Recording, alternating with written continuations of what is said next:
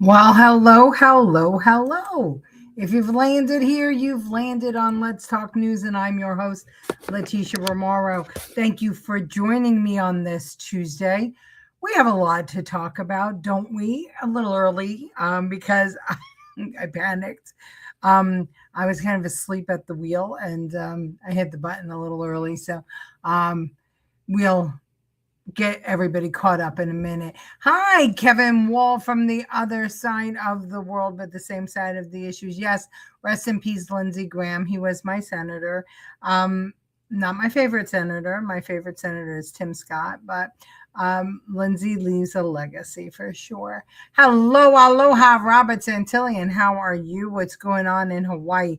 You guys, Kevin, you need to tell me what's going on in Australia because we don't always get the news in Australia. It seems like the Australian stations talk more about American news than we get here on Australian news. Sky News, I think, right, is Australian.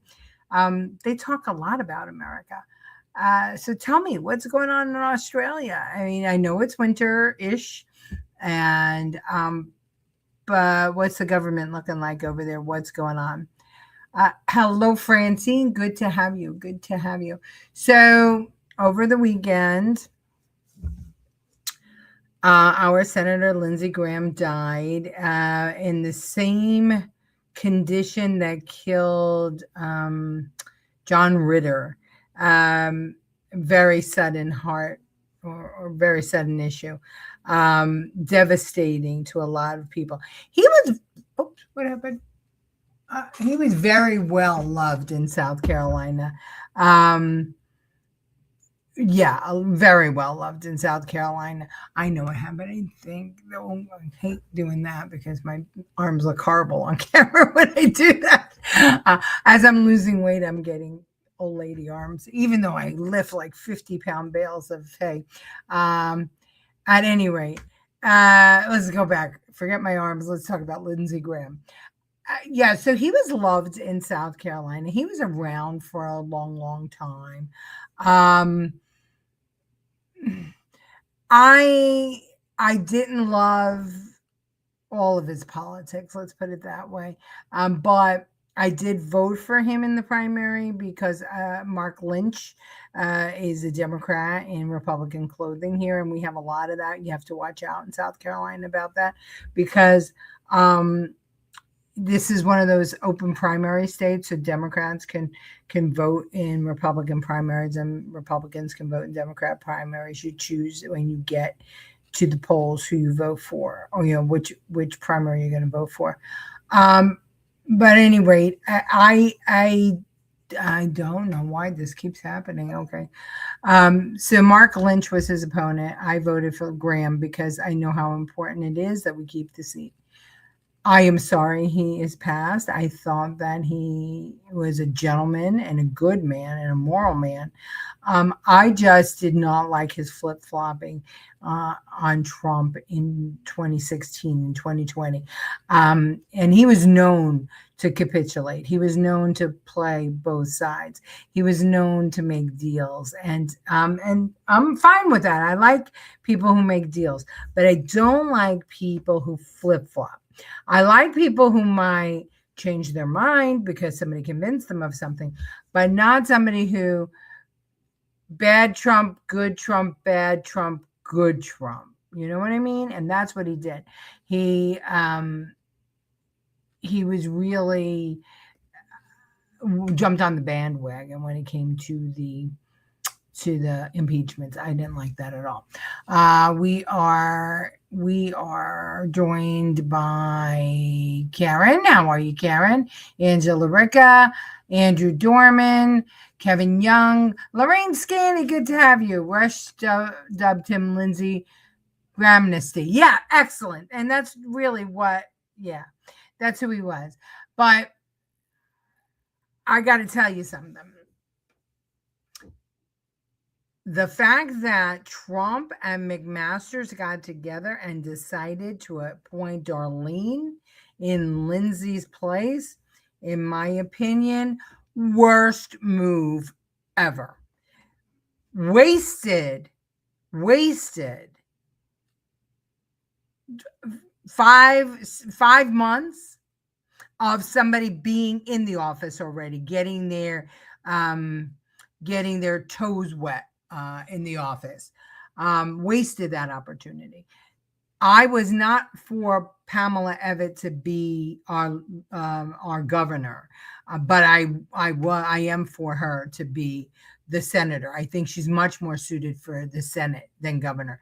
She's a good negotiator, and governor for the state of South Carolina, you need somebody tougher. You need a Sarah Huckabee Sanders here, not a Pam Evitt. Pam Evitt, like Lindsey, genteel, can make deals. She's far more suited for the Senate. And I think that they should have appointed her. That would have been the smart move. To put the sister in was no good. And yes, we're probably going to have a crowded field of people who are going to run, but we've got a snap election. I think it's either 4th or the 11th. I can't remember which day it is. And then with a runoff on the 25th. But I think Evitt would have been the right one, in my opinion. I think she's going to win the primary, the snap election, and I think she would have been the best. Ballot boxes are popping here. It's against the law if they place on private property. If the owner complains, it's also against the law if they are on county property, if enough people send in complaints. Well, sending in complaints is a great hold on a second. I don't know what is going on here. Let's see. I think I put it the wrong way. All right. Excuse my fat arms. Complaints work. Writing complaints makes a lot of sense. People should do that. We need to be vocal. We absolutely do. Good evening, Tammy Morton and Ramon. Good to have you. Okay, so let's hear what's going on with Lindsey Graham. Details this morning about the final moments of Senator Lindsey Graham's life and what may have been his final phone call. Senator Tommy Tuberville revealing that it was his former scheduler who received that call from Graham. Called basically, said, listen, I'm having chest pains. I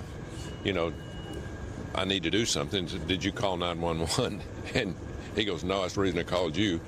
And so she called 911. The scheduler, who is currently working for Graham, called 911. By the time she got to his house, paramedics had already arrived, but they were too late. Now the investigation into his death is ramping up. More than a dozen FBI agents spent 2 hours at Graham's D.C. home. Two law enforcement sources familiar with the scene tell NBC News that FBI agents were there out of an abundance of caution and that there was no evidence to suggest foul play was involved in his death. Later today, Graham's sister, Darline Graham Nordone, will take the oath of office to fill out her brother's term set to end in January, appointed by South Carolina's governor with President Trump's endorsement. This is what Lindsey would have wanted. Graham and his younger sister have always had a close relationship. He legally adopted her when she was 13 years old, after both their parents passed away. Lindsey has always been there for me, and now I will be there for him. She has never held elected office and is not expected to run for the seat in the fall. Instead, a wide group of Republicans are considering a run in the snap primary this August. Meanwhile, on Capitol Hill, Graham's desk in the chamber adorned with white roses. A makeshift memorial has appeared in front of his Capitol Hill office. Graham's colleagues, both Republican and Democrat, are trying to come to grips with his shocking loss. And we had a good working relationship between us. No cheap shots, no stabs in the back. I will miss Lindsey's friendship, Mr. President, more than I can say. We will laugh together again. Mr. President, I yield the floor. Senator John Thune there getting choked up. Ryan, what's the latest on funeral arrangements for Senator Graham? Well, Greg, Senator Thune says that he's already spoken with Graham's sister and the governor of South Carolina about services. He's also indicated that there are discussions on whether the senator will lie in state at the U.S. Capitol, but these are still in the early stages of planning. So the funeral is going to be a spectacle. I was supposed to go to the GOP barbecue today, but we didn't go because of rain. And honestly, I figured it was going to be a spectacle with Graham dead. I didn't expect to see a lot of the big wigs. So but the funeral is going to be big. Ramon says Nancy Mace is going after Graham's seat. Yes, she is. And she actually said she thought it was a great idea that Graham's sister was appointed, which tells me that, why I'm not voting for Nancy Mace. She's stupid. Maybe Mitch and Lindsey are at Gitmo. Well, I don't know where Mitch is. Mitch is in the hospital. He needs to go. We have issues. We have issues. We have with the razor thin margin. We have issues. But we absolutely need to get rid of Mitch McConnell. Mace the mess. Absolutely. Mace should stay out of the Senate race and her gubernatorial primary election. She lost the gubernatorial, right? And she did terribly, as a matter of fact. Also, nobody knows her. She thinks she's known, but nobody really knows her. Abbott is the one. As I said, I didn't care for her as a gubernatorial candidate because I think you need to have some balls, and I think that you need to really stand up to the Democrats in the state legislature because there's so many Northerners in South Carolina and they have so much money that it's easy to be corrupted. And McMaster's is a good old boy. McMaster's wasn't going to let anybody turn his head, but after Nikki Haley, she gutted the state. She turned it on its ear and she stripped it of lots of things that made it South Carolina, that made it unique, and opened the doors for the culture of South Carolina to change drastically. I don't care for that. I don't care for over legislation, and that's what's happening here. Over legislation, taxes. Our sales tax is 10%. It's higher than New York. Kind of crazy. Hi, Professor. Good to have you. My sympathies and prayers on the death of Senator Graham. Mine too. I mean, I don't want anybody to think that I'm speaking ill of the dead. I'm not. But you know that I am sincere when I talk about, and I'm honest when I talk about people. Lindsey Graham became part of the swamp. I don't like that. All right. We're in Hormuz. We're bombing the hell out of Hormuz. This changed since I put it up, but let's listen to what President Trump wanted to do yesterday. The USA will be, from this point forward, known as the guardian of the Hormuz Strait. The president shared in a Truth Social post this morning, continuing, but as such, and as a matter of fairness, will be reimbursed at the rate of 20% on all cargo shipped. This charge is explained as a protection fee for eligible cargo seeking passage through the volatile petroleum choke point. Iran's targeting of commercial vessels in the Strait of Hormuz is what led to the collapse of last month's memorandum of understanding. They're taking over the strait. They have nothing. They've got nothing. 3 weeks ago, Trump administration members, including Secretary of State Marco Rubio, blasted Iran for seeking to monetize the waterway. No country is allowed to charge tolls or fees on an international waterway. I don't think we have anybody to convince around here in that regard. I think all the countries in this region would agree with us. Today, Iran's foreign minister, attempting to capture irony, wrote, "The president of the United States is absolutely right," stating he agrees that a country guaranteeing safe passage deserves compensation, arguing Iran has always been the guardian of the strait and will remain so forever. 20% is, of course, too much. We will be fair. In terms of where negotiations stand, President Trump tells Fox that an 11-hour meeting with mediators yesterday ended in an agreement, only for it to fall apart when the Iranians called back wanting changes.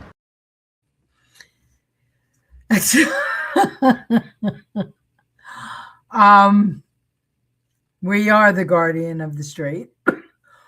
We are guaranteeing safe passage. He pulled back on the 20%. And, when I heard it, I said to my husband, this reminds me of the scene in Godfather 2, where, what's his name, had the olive oil company. And he started charging the people on Mott Street, to protect them from the bad guys. Trump the mafioso. I mean, why not? Right? He grew up in notorious Queens, where the mob ruled, and where Teflon Don, gave protection out. But I thought it was funny as hell. Difference, right? Difference of us protecting them from Iranian bombs and drones, where Iran tried to be funny, and they want to collect so they don't bomb you. But either way, I think that we all have to agree that it has to be, the Strait has to be free. Nobody controls it. At this moment, we're monitoring it to make sure that the bad guys don't try and control it. But we need to see some presence. France has a big navy. England has a big navy. That's what they're known for. Why aren't they working with us there? They should be doing that. Right now, it seems that our biggest ally in the whole Middle East thing is the other Egyptian nations and Ukraine. Ukraine has been helping us with the drone technology. Very interesting what's going on and how this is all panning out. Ramon says, I may disagree a few things with Lindsey Graham politically, but I pay for respect when it comes to issues. But my heart goes out to his family out of respect. Rest in peace, Senator Lindsey Graham. Agreed, 100%. He was a decent and good and moral man. He was certainly. Trump pulled back his statement on the fees. Yes, he did. Because, Marco, he was out there, he realized what he did. And that's what I love about him. He shoots from the hip, and sometimes he shoots himself in the toe, and, then he's like, all right, well, never mind. Wasn't there a girl on Saturday Night Live? I forgot, Rosanna, right? And she would come on and she would get all like pissed off over something, a news report, and she'd start screaming and carrying on. And then they correct her. I think it was Chevy Chase would correct her and say, no, it was this, not that. Oh, never mind. I think it was Rosanna Dana. Centillion. Over here in Hawaii, they tax the crap out of us on everything. Governor Green signed a bill to ban all vapor smoke devices by January 2027. I really don't care. I do, because you know why I care, Centillion? Because those vape devices have saved so many young people from smoking tobacco. And they have helped people who have COPD and were smokers, because they may not be the best thing for you, but they were far better for you than cigarettes. And there's plenty of studies to show it. Now teen smoking is up again since they started targeting these vapes. It's crazy. Ramon says, rest in peace, Sam Neill. Grew up watching him Jurassic Park. Oh, yeah. Yeah, I love Sam Neill. He's classically good-looking, good guy. Oh, really? England has no working navy? Since when? Wait. Oh, I know I look like an idiot. Is it France that has a navy? Did I get that confused? Wait, British Royal Navy. Did they stop? Are you telling me they dismantled their navy? Of course they did.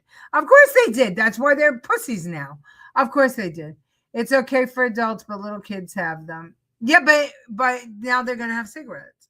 And that's what the tobacco company is hoping for. That we're talking about the vapes. Okay. Yeah, that's right. The British got rid of their navy. Yeah. When they got rid of their balls. Okay. Let's talk about the DSA, who wants to get rid of the president and the Senate and are winning races all over the place. Yeah. Let's hear from Jillian Michaels. The DSA is the largest socialist organization in the United States, with tens of thousands of dues-paying members and hundreds of chapters in almost every major metro area. Now, most of us hear democratic socialist and we think of Scandinavian-style welfare states, higher taxes, more safety nets, free education and healthcare. But DSA's platform goes much further and is much darker than that. Economically, the DSA wants social ownership of the major industries that run American life: energy, housing, finance, and even tech. So in plain terms, they want to strip control and profit away from private owners and investors and hand it to the state, to worker ownership and community co-ops. And while this may sound like a utopia, Venezuela ran this exact experiment on energy, and its oil industry was privately held until 1976, until the government nationalized it and created a state company called PDVSA to take full control. And to make a long story short, it was a disaster that left a country sitting on the largest oil reserves on Earth, defined by blackouts and fuel lines. And on top of that, DSA calls for a 32-hour work week at full pay, universal Medicare, free college, mass student debt cancellation, and universal child care, turning basic services into guaranteed rights funded by this more collectively controlled economy. France tried that, a mandatory 35-hour work week in 2000, and they sold it as more time off for the same pay, but of course, it didn't work. A parliamentary committee found that the policy cost France more than $13 billion a year. And the IMF found that it failed to create jobs and actually reduced employment for the workers that it covered. So the French didn't get more leisure time and the same paycheck. They ended up with higher costs and fewer jobs. Within just a few years of this, by the way, lawmakers were already dismantling it. Quebec ran the closest thing to DSA's child care policy, government subsidized care for every family. Decades in, the wait list for a subsidized spot topped 50,000 kids. And numerous studies found that the program produced measurably worse outcomes for kids. More hyperactivity, more aggression, more anxiety. This is what happens when you let the state raise your children. Universal, by the way, didn't mean accessible, and free didn't mean better. It meant a government-run system that couldn't keep up with the demand it created, while the families it was supposed to help waited for years for a spot. And that's the pattern with every plank in the list, from free college, debt cancellation, et cetera, et cetera, et cetera. So there you go. They want everything free, but nothing is free. And you know what the DSA is damn silly assholes. That's what they are. They're children. Every single one of them are children throwing a tantrum. And, you know, they want mommy and daddy to pay for everything. It's sad. It's sad, but they're winning. It's very sad. Ramon says Iran has to be dealt with while anti-war protesters are wimps. Well, it's true. And I think that Trump is doing the right thing. Listen, do I wish he would have put an end to it and stopped negotiating? Yes. Did I think that he could do it without trying to negotiate? No, because he's Trump and he does believe that there's always a price.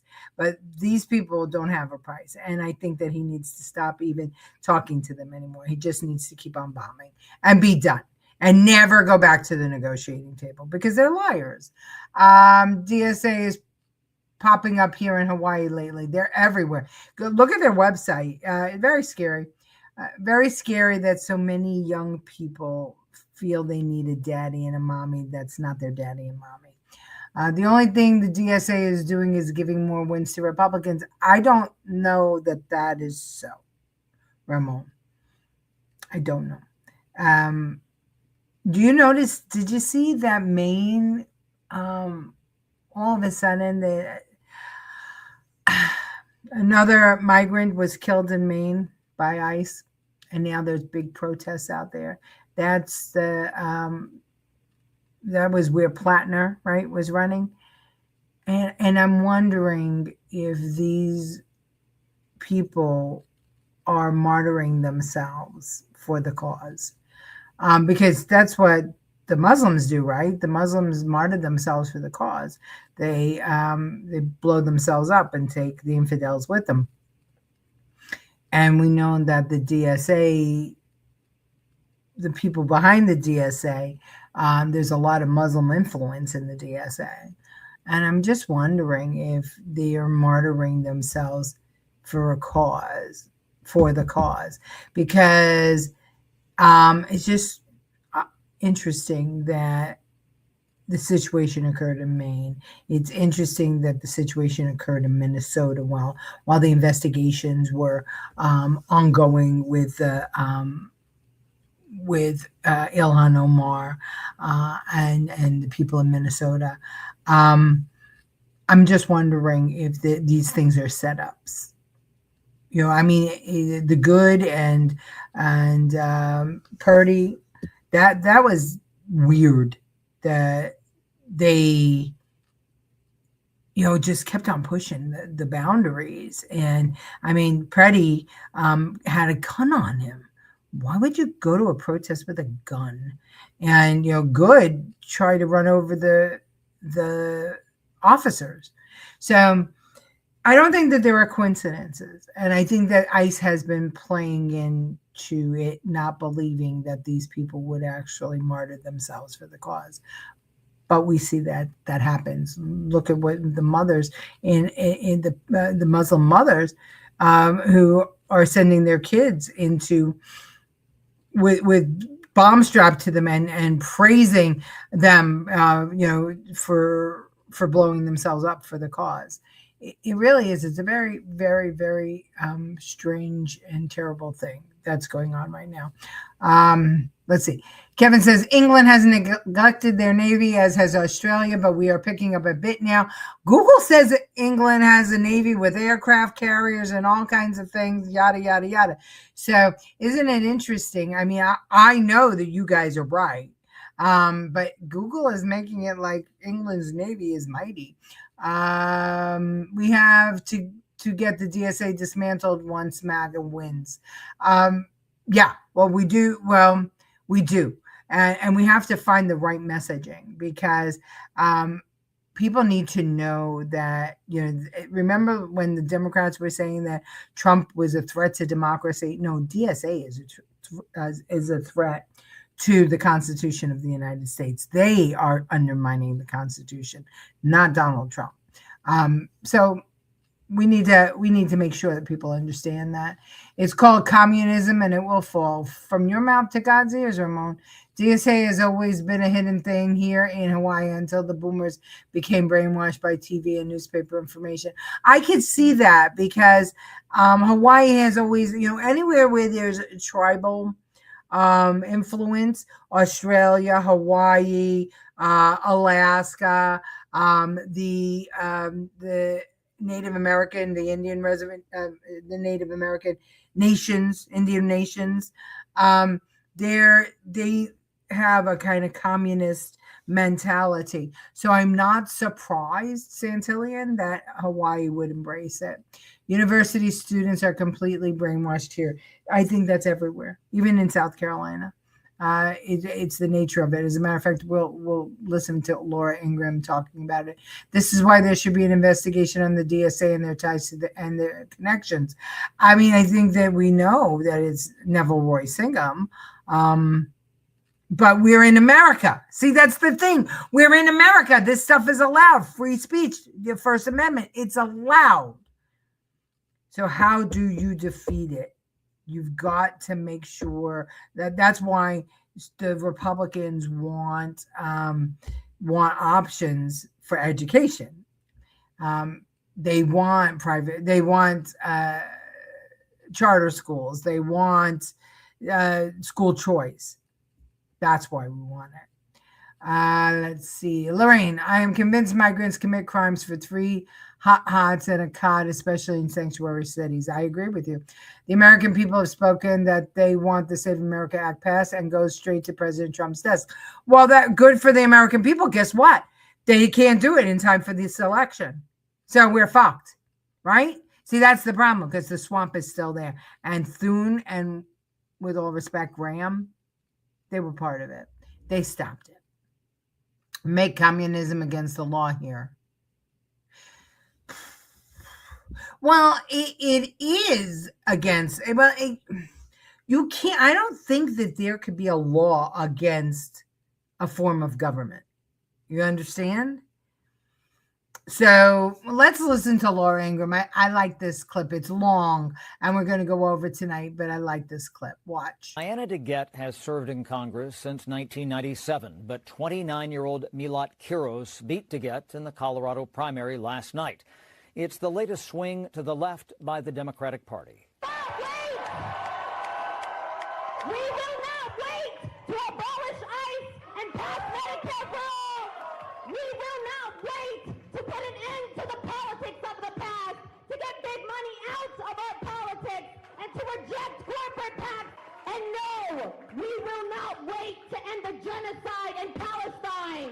Here's how Politico Playbook described Milat Quiros' win over Diana DeGette last night. Quote, PhD student and part-time barista with no political experience taking on a 30-year member of Congress who outraised her 2-1. This socialist red tide was described by many Democrat analysts and specialists who I think were more hopeful than anything. It was described as a New York-only phenomenon. Clearly, it is not that. It is communism, Laura. This is not, this is not raising taxes a little bit, however much we might disagree with that. This is abolishing the police. This is let criminals run amok in your cities. This is flood your country with low-wage third world immigrants. And importantly, it's confiscating wealth, not because we want to make anybody's life better, but purely out of resentment. Will Republicans get through to voters with that kind of messaging, Laura? Oh, I think so. I mean, look, you had Chris Murphy the other day, a senator from my home state of Connecticut, say, well, I might not agree with everything, essentially, but they're bringing a lot of energy to the party, and capitalism really hasn't worked in many ways for many people.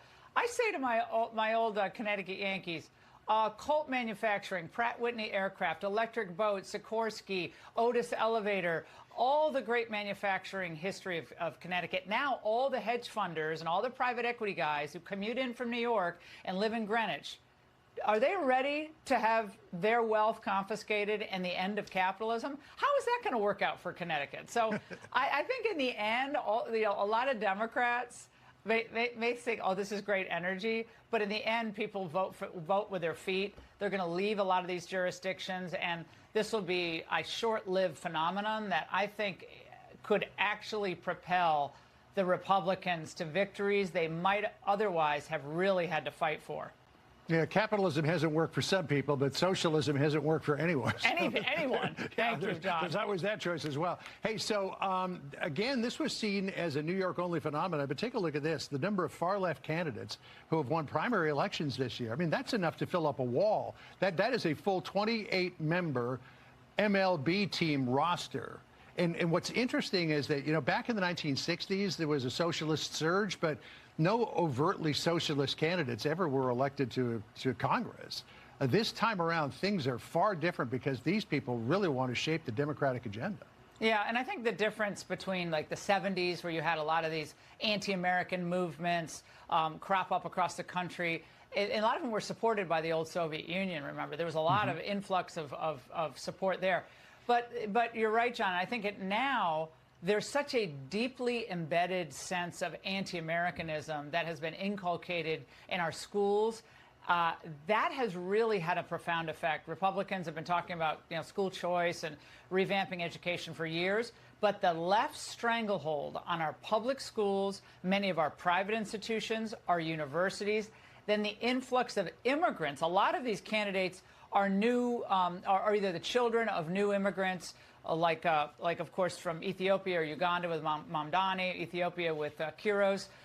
So they come to this country, and it's not like the old days where like you come here to love the country, you come here to be American. You come here to dismantle America. I saw a lot of white men in that board. Isn't that interesting? They're supposed to be against that toxic male masculinity. This whole DSA thing, as she said rightly, that in the 70s, that whole commune stuff, the communism stuff, that was pushed by Russia at the time to deflate America. Now it's being pushed by China for the same purpose. So, yeah, we have a problem. Kevin says, shut the colleges down. They teach it and violence. Again, free choice. You can't, it took a long time for this to occur, and we have all been complicit in it. So we have to take ownership of what we have created. We all fell into the trap. Our kids must go to college. We all fell into that trap. That took a long time, college fund, save money for college. We have it now, right? You can't, you have to have college to be competitive. Now, an electrician is making more than that woman, that PhD student is a part-time barista. And she beat a 29-year incumbent. Well, I'm glad the 29-year incumbent is out, frankly. But she's a barista. So, but she's a PhD student. See how those go together? But you can't say we're going to get rid of the colleges. What we have to do is change the mindset of the parents. We have to change the mindset. The people who are unhappy with America right now are all these kids who went to college and think that they are owed something and didn't get anything because they don't want to work. They all want to be social media influencers. We need to get back to morality. We need parents to start teaching kids. There is a big segment of the population that is going back to traditional roles, and that's good. And I think that will help a lot of people. And now there's a big segment of the population that are doing blue collar work. They're going, the vocational schools are filling up because people, it's better to be a plumber or an electrician than it is to be a professor. And I think that we have to make that so. We have to get rid of the government-made jobs, and we have to encourage the private sector jobs. Kevin Wall says, I watched a John Wayne movie once when he tracked down and arrested American communists. I guess it was a thing back in the day. Yeah, this has been going on since the Joe McCarthy era, right? Since the 1950s. This has been happening since the 40s. Since the whole Hitler thing, World War II, America was sat on their laurels for a long time. The Jews in America were telling FDR not to get involved, telling FDR not to get involved. It's like history repeating itself. It's weird, very weird. Kevin says communism with an advantage for radical Muslims to start a jihad here. Then we all need to have guns for a civil war with communists and Muslims. But you're right. And we do have guns because our Second Amendment protects our right to do that. But you see how they're trying to get rid of it. That's the first thing that they did. That's the first thing they did in Germany. That's the first thing they did in Cuba. So that's what they do all the time. I mean, you could go back to look at Chavez. Look at what he did. Look at what's his name from Cuba? Oh God, why can't I think of his name? Why can't I think of his name? Castro.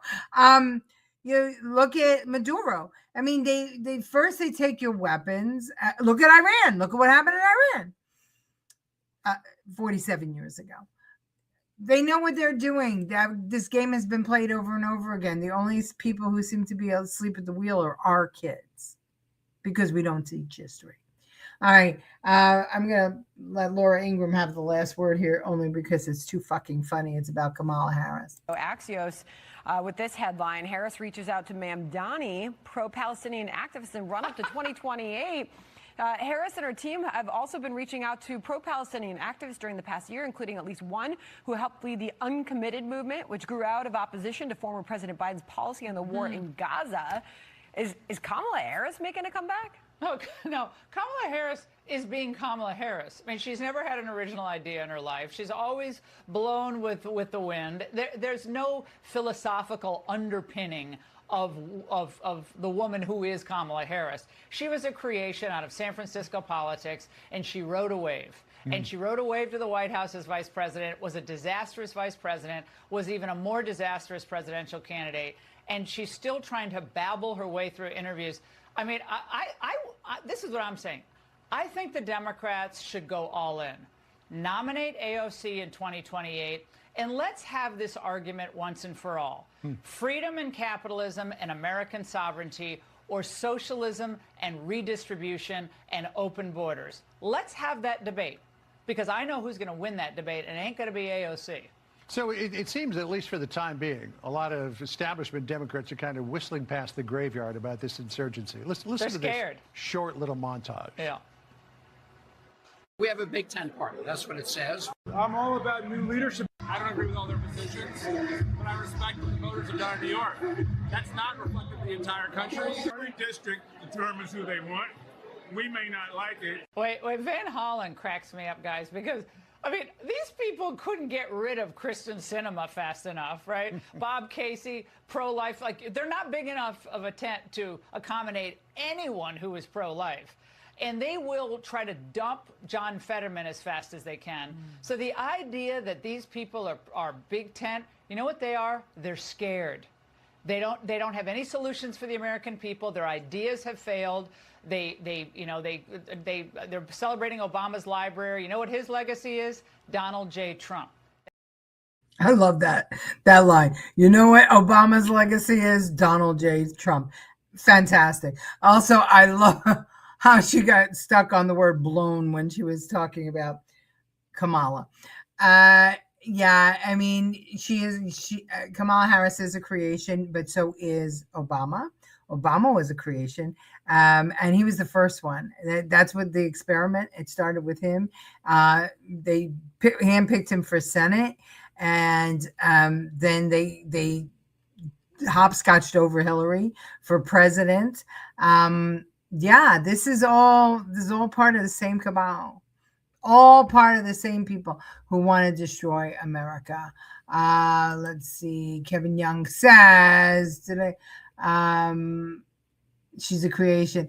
Kevin Wall says all of these far left politicians are programmed. They are. They're there for a reason. That reason is to undermine America, without a doubt. So what do we do about it? Well, we need to make sure that our young people understand what socialism is. And if they're not going to teach them in school, then we have to teach them here on social media, everywhere we can. Pick clips, post them up on social media. Castro, Cuba, Venezuela, Hitler. I mean, everybody is promised, Iran, everybody was promised everything, and nothing was ever delivered in communism and socialism. So that's our show for today. Young says Harris is a bimbo. She sure is. It's a babbling bimbo. That's our show for today. Farewells and fair plays. Fair plays in Hormuz. And fair plays for us. We need to trump the DSA, no pun intended. And we need to get rid of them. People need to understand that they're the ones that are undermining the Constitution. So thank you very much. If you're new here, please like and subscribe to the channel. Please, please, please. I need 118 more for that golden moment, that 1,000. And it is amazing how YouTube has just killed my algorithm. I used to get, 3 or 4 new subscribers a week, and now I get nothing. They changed the whole way they do things on YouTube, and it's not benefiting political commentators who are to the right. So, but I love you. Thank you all for joining.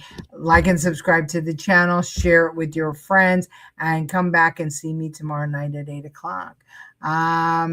Yes, good night. Remember Trump Thursday night speech, isn't it? I think it's at 9. So it should be right after us. If I don't run long, I won't run long. Or we can maybe watch it together. Let's think about that. Maybe we will. All right. See you tomorrow.